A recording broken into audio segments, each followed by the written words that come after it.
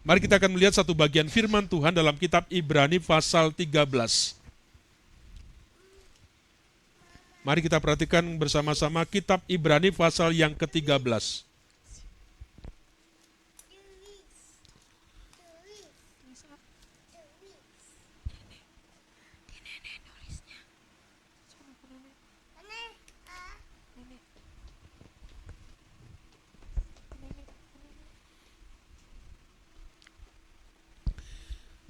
Ibrani pasal 13 ayat 1 sampai dengan ayat yang ketiga saja. Kelima, ya. Ayat 1 sampai kelima kita akan membacakan secara bersama-sama. Ibrani pasal 13 ayat 1 sampai 5 kita akan membaca secara bersama-sama. Demikian bunyi firman Tuhan. Nasihat dan doa selamat. Peliharalah kasih persaudaraan.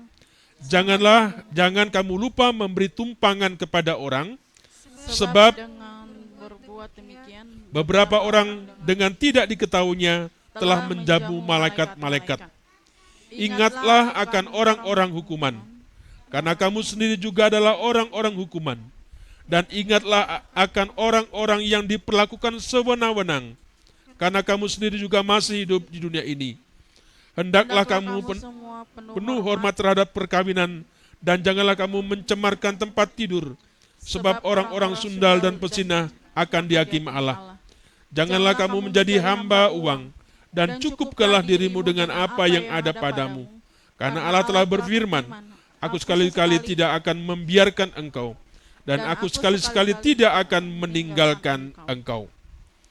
Dikatakan ayat yang kelima, janganlah kamu menjadi hamba uang, cukupkanlah dirimu dengan apa yang ada padamu, karena Allah telah berfirman, aku sekali-kali tidak akan membiarkan engkau, dan aku sekali-kali tidak akan meninggalkan engkau. Bapak, Ibu, Saudara yang kasih Tuhan,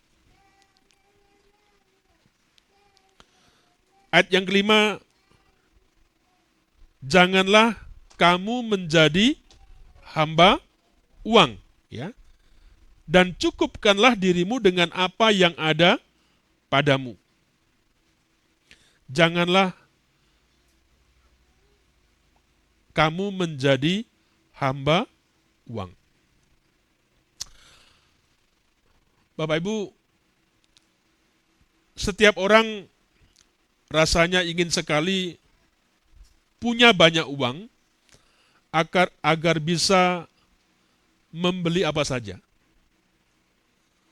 Setuju ya? Ada yang di tempat ini yang tidak pingin banyak duitnya? Pasti kita pingin supaya uang kita ini banyak. Nah, seiring waktu berjalan, karena orang tua mendidik kita agar kemudian kita ini tidak menjadi hamba duit. Ya kan? Itu didikan kita diingatkan oleh orang tua kita supaya kita jangan menjadi hamba uang atau diperbudak dengan uang. Sehingga pada waktu kecil rasanya itu menjadi sesuatu yang tertahan, ya, karena didikan ajaran daripada orang tua seperti itu, ya. Nah, ternyata Bapak Ibu Saudara, uang, ya, memiliki sebuah pengaruh yang sangat luar biasa. Uang adalah hal yang sering membuat kita ini galau, yang sering membuat kita khawatir, yang membuat kita cemas.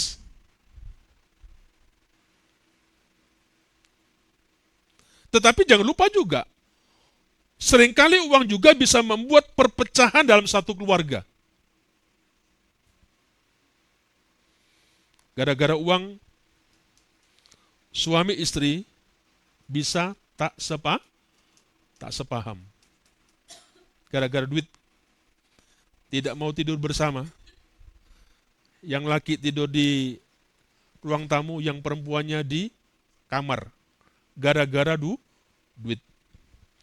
Nah, banyak orang yang berpikir kalau memiliki uang banyak, hidup mereka akan merasa bahagia. Ya. Hidup mereka akan baik-baik saja.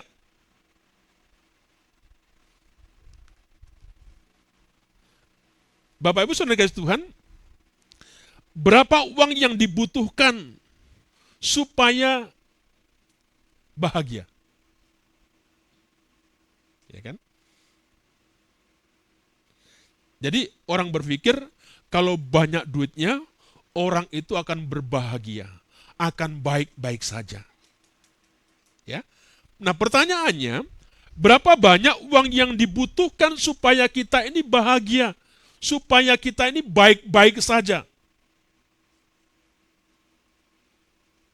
Berapa banyak yang kita butuhkan kira-kira? Hah? 100 T? 100 M?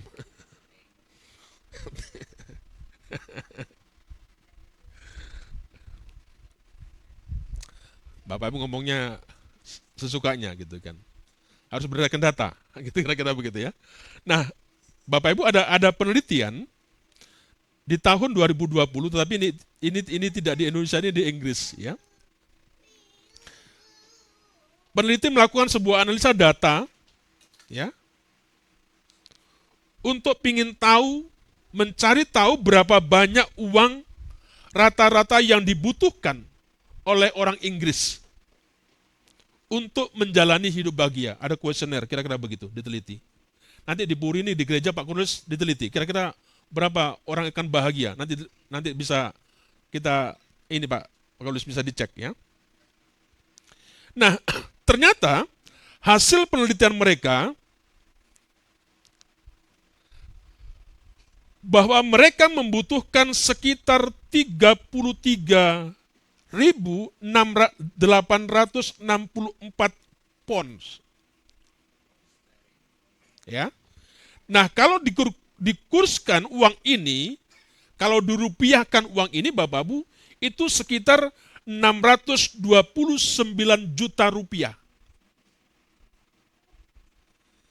Orang Inggris itu akan bahagia kalau dia 1 bulan dapat uang kurang lebih 629 juta. Gajimu berapa di pabrik? Hah?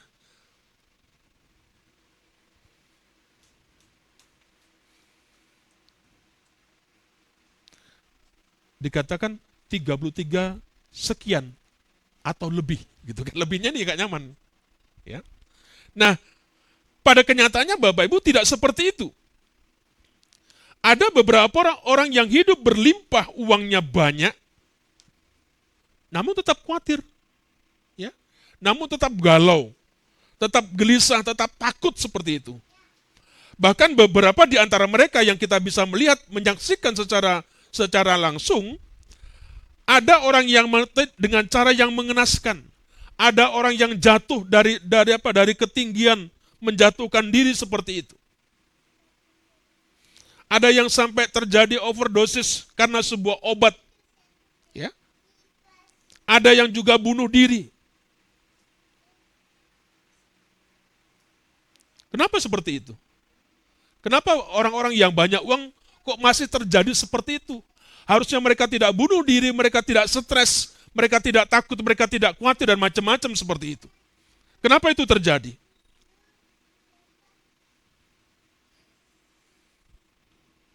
Ya.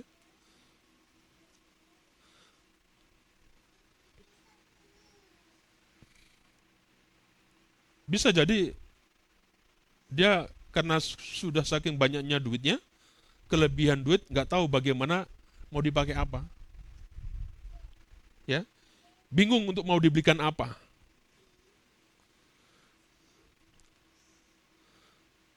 Bapak Ibu nonton di TV di wawancara untuk menjadi anggota dewan itu berapa duit itu? Ya. Kalau DPR RI sekian M. Kalau kemudian untuk kabupaten dan provinsi sekian. Ya, Bapak Ibu jangan mimpi lah kira-kira mau jadi anggota dewan kalau nggak punya MM-an seperti itu. Katanya begitu. Ya. Nah, uang juga menjadi sebuah penyebab, Bapak Ibu. Banyak birokrasi, banyak anggota dewan, ya, termasuk mungkin juga pendeta, banyak juga guru dan profesi lainnya lupa, ya, lupa diri, sehingga mereka melakukan sesuatu yang bagaimana untuk mendapatkan uang. Ini hati-hati istri-istri, ya, jangan ngap karena tetangganya punya motor baru, punya sesuatu yang baru, mulai kutik-kutik suaminya, ya, atau sebaliknya seperti itu. Nah, seperti yang kita lihat di negeri yang kita cintai ini, Bapak Ibu, banyak orang yang tertangkap tangan melakukan korupsi. Tetapi semakin hari, Bapak Ibu, siapapun presidennya, korupsi ini selalu merajalela di Indonesia seperti itu. Ya. Nah, ternyata uang itu bukanlah jawaban bagi kekhawatiran dan ketakutan. Ya. Makanya selalu saya mengatakan, Bapak Ibu, ya bolehlah Bapak Ibu punya uang, punya sesuatu yang banyak. Sekian-kian sesuai dengan sebutkan, nggak apa-apa. Ya. Tetapi faktanya Bapak Ibu, saya selalu mengatakan, sampai hari ini gajinya kita yang kita harapkan tidak pernah terrealisasi. Ya. Dan sesuatu yang saya mau katakan, jangan sampai kemudian kita menjadi orang yang tidak bahagia. Karena sesuatu yang ideal yang kita harapkan itu tidak tercapai.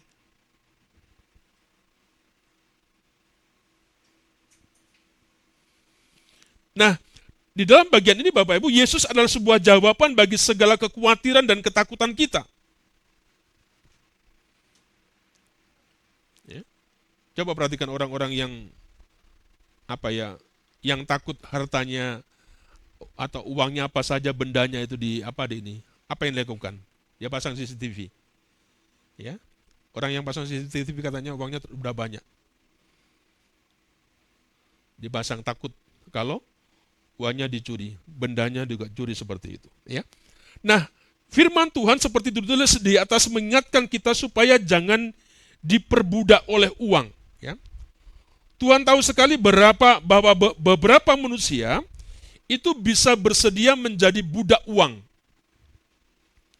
karena berbagai macam alasan.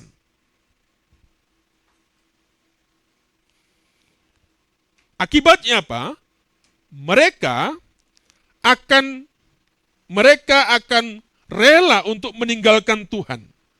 Mereka rela meninggalkan sebuah ibadah, mereka meninggalkan sebuah persekutuan, mereka bisa meninggalkan keluarga, mereka bisa meninggalkan iman percaya mereka hanya karena uang. Gara-gara duit, gara-gara uang, Bapak Ibu bisa meninggalkan banyak hal di tengah-tengah kehidupan yang saya sebutkan tadi.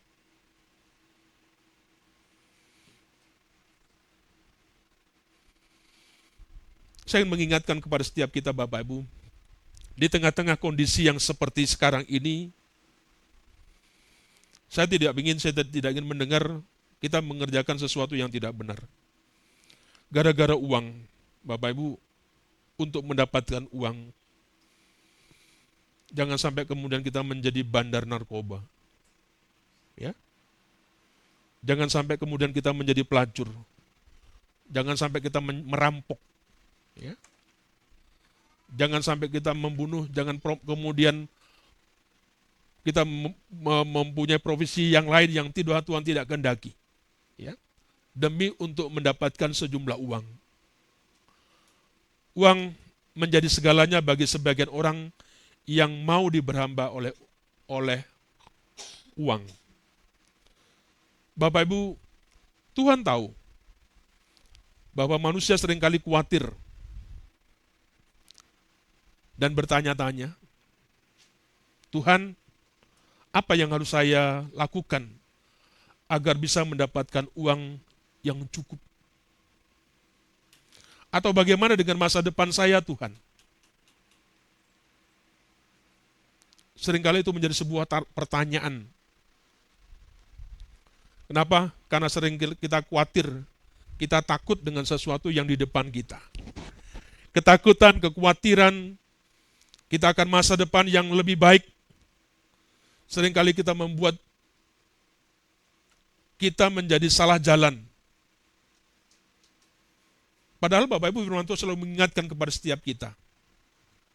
Kita cukup memegang janji Tuhan. Bahwa Dia yang memelihara kita, itu kata firman Tuhan. Yang menjanjikan masa depan yang penuh harapan bagi kita. Bagi setiap anak-anaknya. Kalau firman Tuhan berkata seperti ini tidak dengan maksud bahwa Bapak Ibu hanya diam di rumah. Bapak Ibu tidak melakukan sebuah aktivitas, tidak. Ya. Sarana-sarana itu yang Tuhan pakai untuk memberkati bagi Bapak Ibu, itu saja kerjakan di tengah-tengah kehidupan kita. Uang dibutuhkan untuk membeli makanan dan pakaian serta membayar banyak hal yang menjadi kebutuhan kita. Bapak Ibu, sekali lagi ketika Alkitab berbicara tentang uang, bukan uang yang menjadi persoalannya. Uang itu hanya sebagai sebuah sarana untuk mencapai suatu tujuan. Tapi bukan tujuan itu sendiri adalah uang. Ya. Ingat seperti itu. Uang hanya sebagai sarana untuk mencapai suatu tujuan. Tetapi bukan tujuan kita adalah uang, bukan. Hanya sarana saja. Ya. Makanya dikatakan janganlah kamu menjadi uang, menjadi budak. Kenapa? Karena sudah orientasinya, karena fokusnya itu sudah duit. Sehingga wajar kemudian segala sesuatu itu sudah mulai ditinggalkan, keluarga, imannya, ibadahnya hanya karena duit.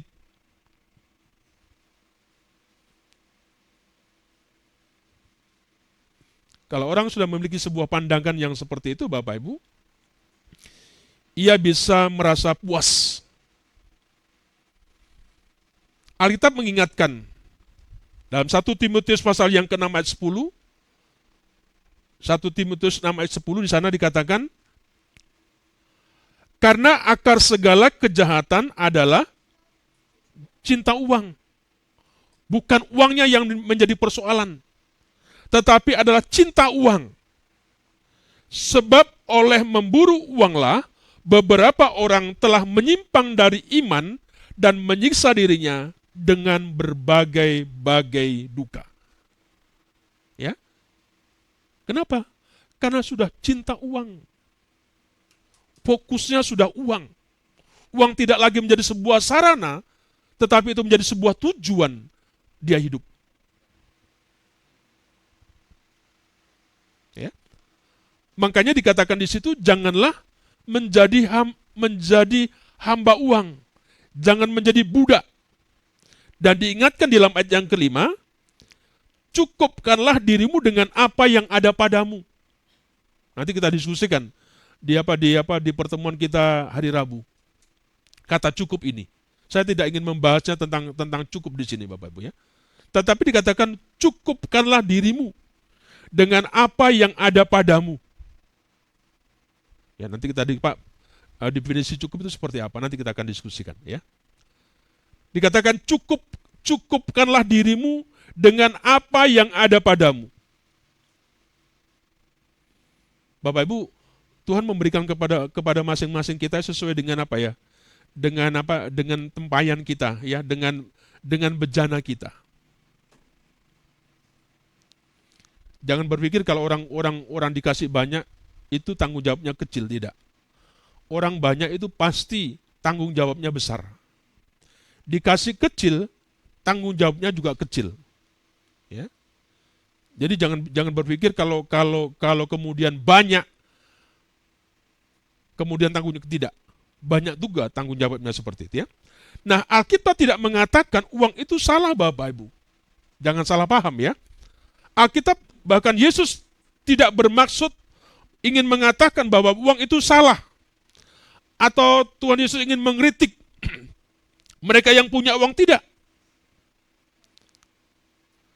Intinya, masalahnya bukan jumlah uang yang dimiliki seseorang, tetapi yang dipersoalkan sikapnya terhadap apa yang dimiliki atau diingini. Itu yang menjadi persoalan. Bukan duitnya. Kita semua butuh duit. Ya. Tetapi yang menjadi persoalan Bapak Ibu, bagaimana sikap kita, bagaimana respon kita terhadap uang, terhadap sesuatu yang dipercayakan kepada setiap kita.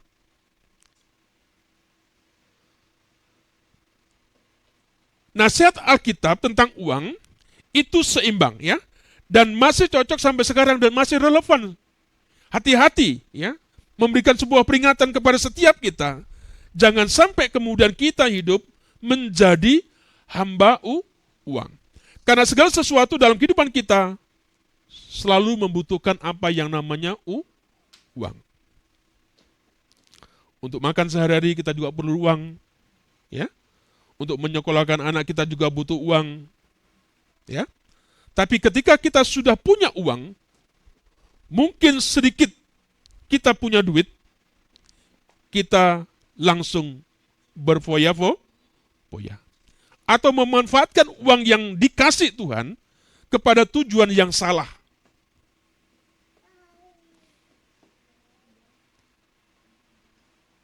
Bapak Ibu, sekali lagi, Alkitab Tuhan Yesus tidak benci kepada uang, tidak. Yang diingatkan kita, kecintaan kita, ya, respon kita, sikap kita yang tidak benar, itu yang dipersoalkan oleh Tuhan.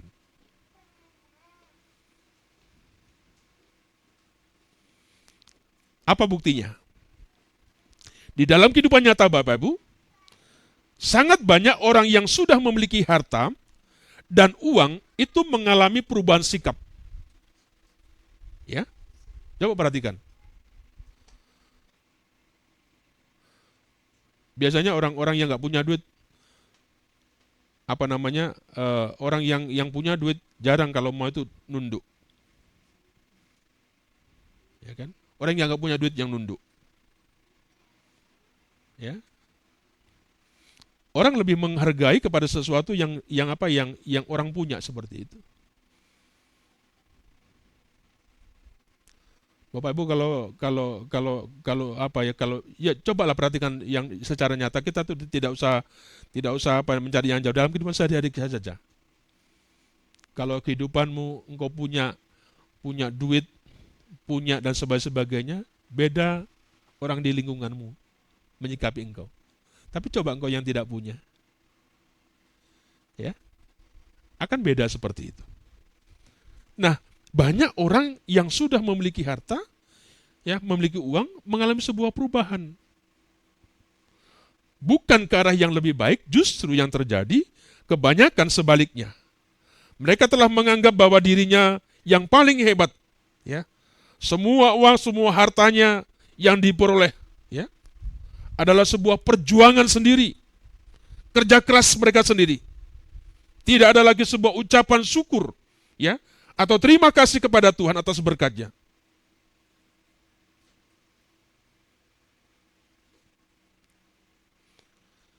Bapak Ibu, sesuatu yang sangat ironis kalau itu terjadi. Saat ada orang yang sangat membutuhkan uang datang kepada saudara,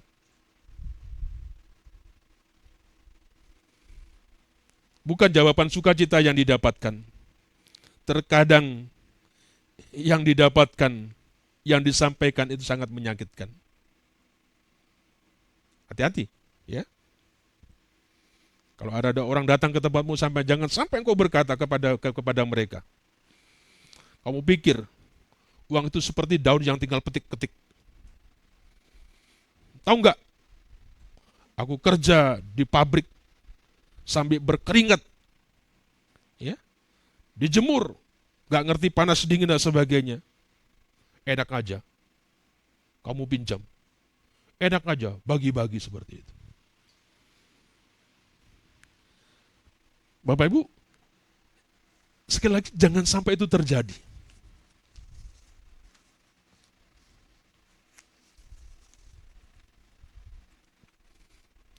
Saya sudah berjuang sendiri. Ya. Maaf, saya tidak bisa memberikan uang atau tidak bisa memberikan pinjam seperti itu. Nanti uang saya nggak kembali, berkurang. Hati-hati Bapak Ibu dalam kehidupan kita. Itu yang sering kali terjadi ketika kita ini tidak semakin baik, tetapi justru kadang-kadang semakin tidak baik karena sesuatu yang kita punya.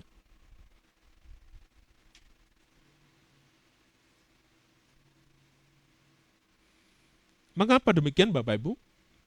Nah, orang-orang seperti ini, tipe-tipe seorang ini, terkadang merasa dengan uangnya, ia bisa mengatur semua orang. Ya. Tidak hanya di lingkungan tempat kerjanya, di gereja pun banyak terjadi ya wajah-wajah yang seperti itu. Mentang-mentang di gereja ini yang paling banyak memberi sesuka-sukanya. Ya. Karena pendeta ini diatur-atur. Ya. Tapi di gereja ini nggak ada lah seperti itu ya. Tapi jangan sampai itu terjadi di tengah-tengah kehidupan setiap kita. Diibaratkan wajahnya seperti menggunakan topeng, ya. Topeng apa? Orang-orang bijaksana. Tapi kelakuannya tidak ada ubahnya seperti orang-orang yang rakus, orang-orang yang haus akan kekuasaan seperti itu. Bapak Ibu, ini menjadi sebuah peringatan, pesan nasihat kepada setiap kita, ya. Jangan sampai kita ini menjadi budak daripada uang. Jangan sampai kita ini diperalat oleh uang. Ya. Kenapa? Itu tadi akan membahayakan kita, menjadi masalah bagi setiap kita masing-masing.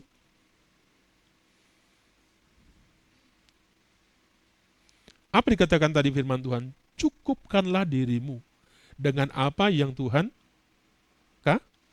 kasih. Cukupkanlah, kata firman Tuhan. Kenapa Tuhan melarang? Ya, kenapa Tuhan berkata seperti itu kepada kita? Ayat tadi mengingatkan kepada kita, Bapak Ibu. Dikatakan apa? Janganlah kamu menjadi hamba uang dan cukupkanlah dirimu dengan apa yang ada padamu. Kenapa? Karena Allah telah berfirman, aku sekali-kali tidak akan membiarkan engkau. Aku sekali-kali tidak akan meninggalkan engkau. Ya. Gak usah takut. Ya. Gak usah khawatir, gak usah cemas, kira-kira seperti itu yang Tuhan mengatakan. Aku sekali-kali tidak akan membiarkan engkau. Dan aku sekali-kali juga tidak akan meninggalkan engkau, tidak membiarkan engkau, tidak meninggalkan engkau. Kenapa kau menjadi budak uang? Kenapa uang yang kau kejar seperti itu? Engkau tinggalkan Tuhan, engkau tinggalkan imanmu, engkau tinggalkan keluarganya, hanya semata-mata karena duit.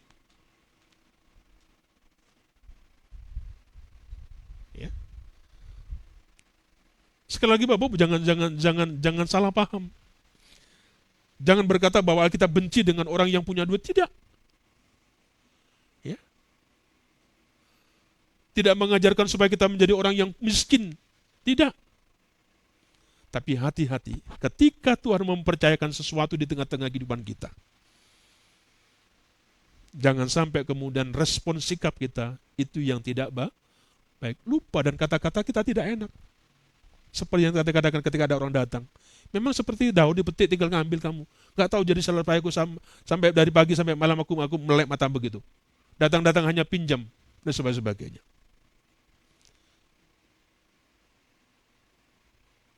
Ketika engkau berkata seperti itu, jangan sampai Tuhan melihat apa yang kita omongkan kepada orang lain, kepada sesamamu. Tuhan bisa sakit hati mendengar perkataanmu. Ya. Kalau Tuhan diam saja bukan berarti dia tidak adil. Tuhan memberikan kesempatan dan kesempatan. Tapi jangan sampai kemudian Tuhan marah dengan sebuah ucapan kita kepada sesama kita tentang sesuatu seperti itu. Di hari situasi yang seperti ini Bapak Ibu, saya sungguh rindu kita belajar seperti apa yang dikatakan firman Tuhan. Ya. Situasi sekarang agak sedikit menjerit, ya, kondisi ekonomi dengan kebutuhan pokok yang mahal, ya. Punya duit, kalau ada beras murah jangan tamak. Diborong. Ya. Silakan kalau ada beras murah, borong. Ingat tetangganya siapa yang kira-kira gereja ini yang kira-kira perlu dibantu. Belikan. Jangan kemudian kalau perlu nanti 2 kali, 3 kali kita datang lagi, beli lagi. Numpuk di rumah kita. Itu tanda-tanda yang apa dikatakan di sini. Bapak Ibu sekali lagi, kenapa Tuhan melarang seperti itu? Tuhan sudah mengatakan, aku tidak akan membiarkan engkau. Aku tidak akan meninggalkan engkau apa kurang cukup. Tuhan berkata di tengah-tengah kehidupan kita. Kenapa sampai engkau karena duit, karena uang, engkau tinggalkan Tuhan, engkau lari seperti itu daripada Tuhan. Anak muda jangan sampai kemudian engkau pergi karena sesuatu dunia. Ya.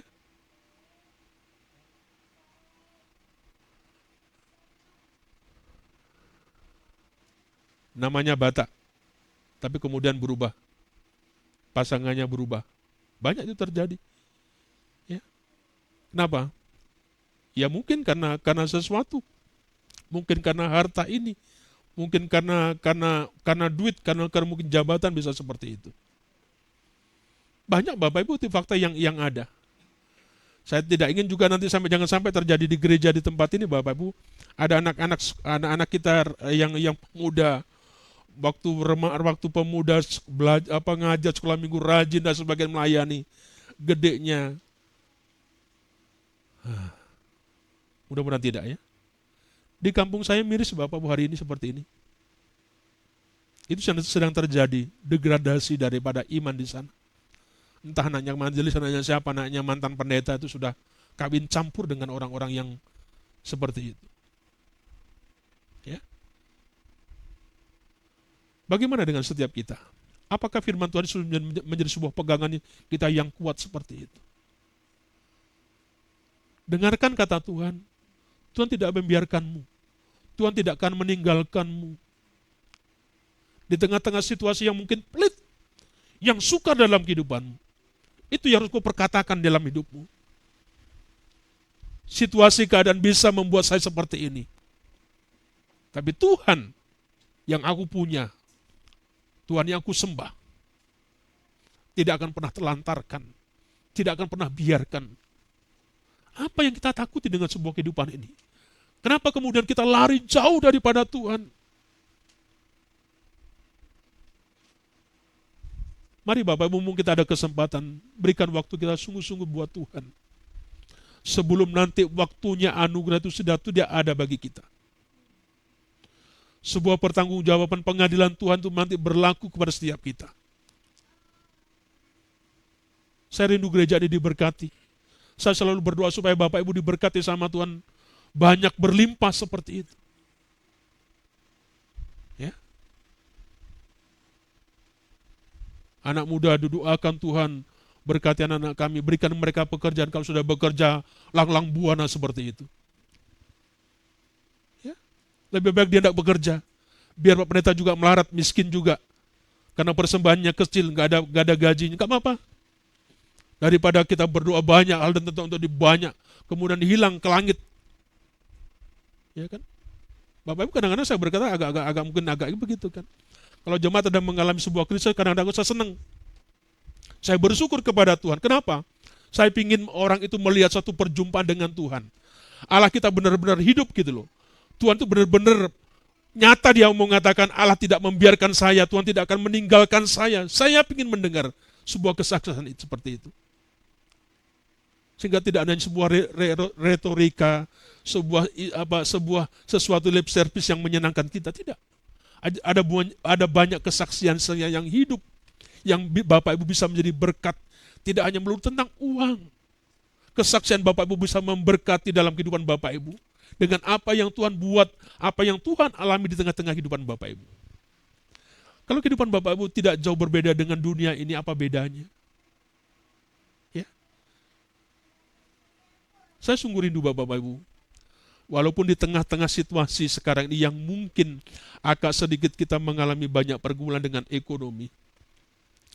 Tapi saya berharap jangan sampai kemudian kita menyimpang, meninggalkan sesuatu yang Tuhan mau, sesuatu yang Tuhan kendaki di tengah-tengah kehidupan kita. Percaya, kesetiaan Tuhan, kasih setia Tuhan itu tidak akan pernah meninggalkan engkau. Amin. Saya ingin mendengar. Kalau Pak Pendeta mengalami tentang hal itu, saya juga ingin Bapak Ibu juga mengalami tentang seperti itu. Kemudian jangan-jangan berkata, Pak Pendeta nanti saya makan apa kalau saya ada begitu. Saya berkata makan batu kalau mau makan batu.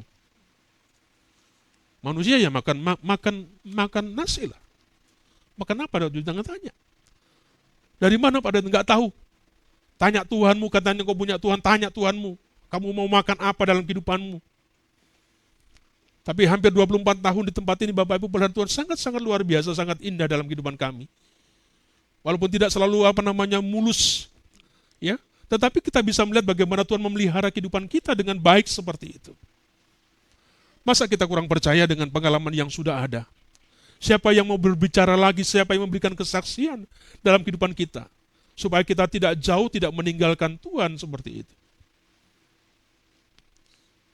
Mari, tidak dengan bermaksud apa Bapak Ibu, saya rindu supaya kita tidak hidup seperti orang dunia menghidupi. Ya.